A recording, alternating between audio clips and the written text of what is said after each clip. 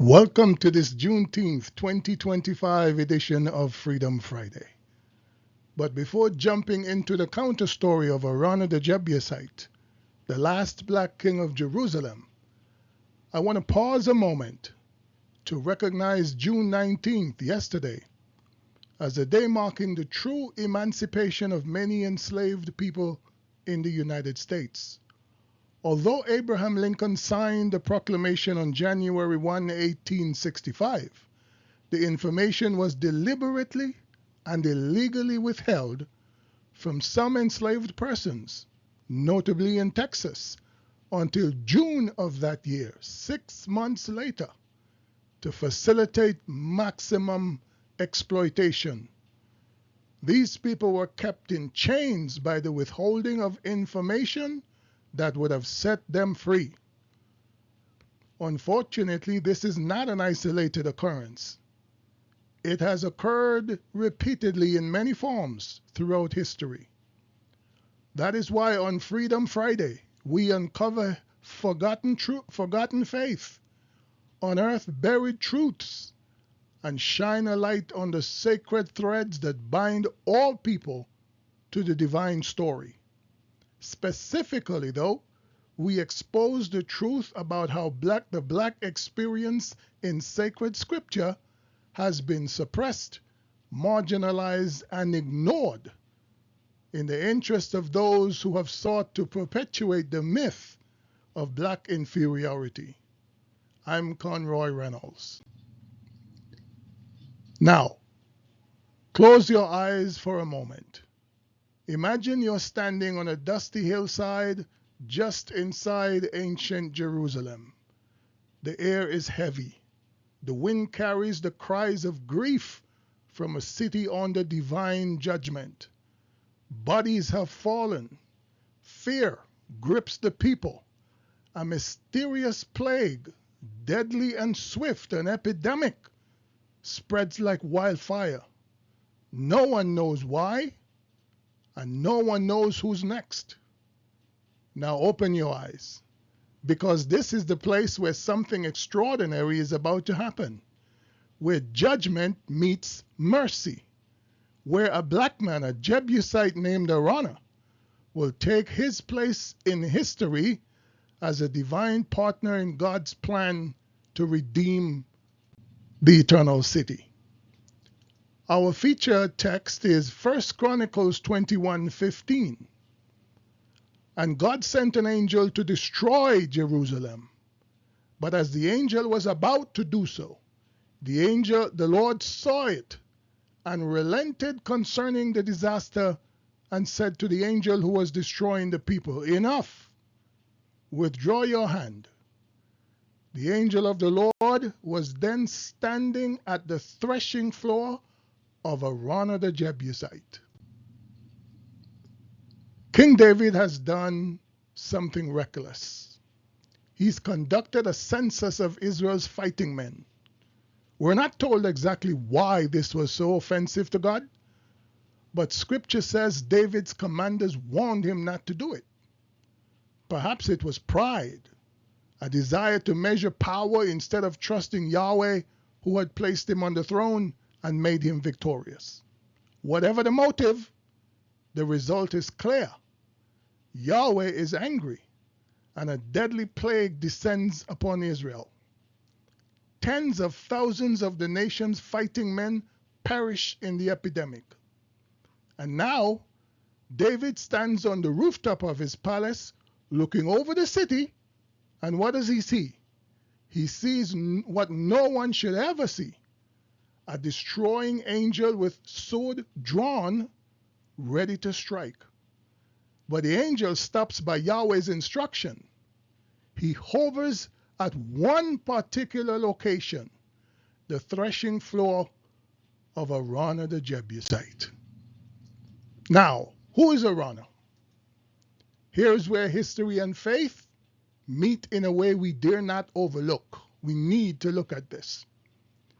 The Jebusites were the original inhabitants of Jerusalem. According to Genesis 10:16, they were descendants of Canaan, son of Ham. In other words, These were black people who lived in the city before David conquered it. Jerusalem wasn't always David's city. Long before it bore his name, it belonged to the Jebusites. And it seems one of their kings, maybe the last one, still lived there. Yes, I said king. In 2 Samuel 24, the Hebrew text actually calls Araunah the king, using the definite article. Many scholars note Araunah isn't just a name, it's a title. The Masoretic text of 2 Samuel 24:16, where Araunah offers to give King David his threshing floor, we'll come to that in a bit, he refers to himself as the king. And the Masoretic text is the authoritative Hebrew text of the Jewish Bible. Putting the evidence together, some scholars suggest then, Araunah here may refer to the last Jebusite king of Jerusalem. Defeated, yes, but not dispossessed. He still owned land, and not just any land, a threshing floor. Now, a threshing floor was a prized place in the ancient world. We did a series on the threshing floor some months ago. Perhaps we'll revisit it at some point. But a threshing floor was a community gathering spot, an economic engine where abundance was celebrated and where people met to witness the blessings of the harvest. But now, it's a spiritual symbol. It represents divine judgment, because it's the place where the grain was separated from the chaff. It's also where Araunah and his 4 sons were working on that fateful day until the skies turned black. Suddenly they too see the angel hovering over their threshing floor. What a sight it must have been. His sons run in terror, but Araunah stands his ground. And while Araunah is there contemplating the fearful sight, he sees King David coming towards his threshing floor.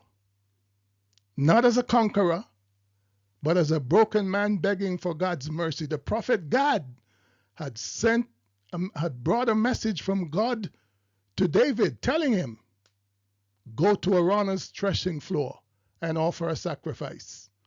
And so he approaches Araunah and asks to buy the land, to offer sacrifice, to stay the angel's hand, to plead for his people.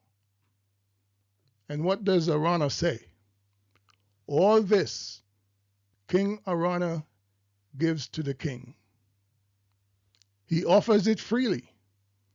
The land on which the threshing floor sits, the oxen that threshes the grain to be the sacrifice, the wooden yoke for the firewood, everything he would give to David. Let that sink in for a moment. A former king, but now a foreigner, a black man, offers his own property and livelihood to help save the people who conquered his city. It's one of the most extraordinary encounters in sacred scripture. But David refuses to accept it for free. He says, I will not sacrifice to the Lord my God burnt offerings that cost me nothing. So David pays for the threshing floor, and then he builds an altar following God's instructions. He offers the sacrifice, and the plague comes to an end. This is a remarkable series of events that puts this black Jebusite at the center of a highly symbolic and historic moment in salvation history. Now I ask, why did the angel stop at Araunah's threshing floor? Why not at the tent of meeting where sacrifices were being offered daily? Why not at David's palace or the house of the prophet Gad or some other Jewish sacred space? Why does God choose a black man's land, a former enemy's threshing floor, as the place where judgment stops and mercy begins? Because in God's story, no one is beyond his purpose. As the Apostle Paul would later write, even when we were God's enemies, his Christ died for us.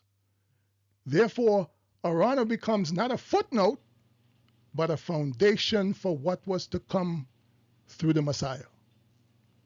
And in another fascinating development of this amazing story, we discover that Araunah's land is located at a site called, wait for it, Mount Moriah, the place where Abraham nearly sacrificed his own son Isaac and where God provided a lamb instead. And it doesn't stop there. King David selects that location to be the site of Solomon's temple, the symbolic place where all nations would come to worship Yahweh. So the threshing floor of this black Jebusite, possibly the last king of Jerusalem, is made into a site of eternal significance where judgment and mercy kiss each other. It represents the gathering place for all who respond to God's call. In the words of the prophet Isaiah in chapter 2 and verse 2 of his book, he says, "In the last days, the mountain of the Lord's temple will be established as the highest of the mountains. It will be exalted above the hills, and all nations will stream to it." Do you see it? From judgment to mercy, from enemy to friend, from outsider to cornerstone. Araunah, the last black king of Jerusalem possibly, offered what he had and became part of the eternal story of redemption. It's an astonishing illustration of the length and breadth, the height and depth of God's redemption. And this week, as we commemorate Juneteenth, the day that the news of emancipation finally reached the last enslaved people in the U.S., let us remember that sacred moments of freedom are often ushered in by those long denied their identity and dignity as God's people. Like Araunah, black people have stood in history as both the oppressed and the agents of redemption. Araunah's story reminds us that freedom often comes through sacrifice, that justice must be paid for, and that God sees and honors the contributions of those that history often forgets. Sometimes it's the one on the margins whose story, whose sacrifice becomes the turning point for a generation. And maybe, God is calling you to be that person today. This has been Freedom Friday. If today's story made an impression on your heart, like and share it. And remember, history is not finished. We are still standing on holy ground. So until next time, walk free, live bold, and trust the God who redeems all things. This is Freedom Friday, where we tell the whole story.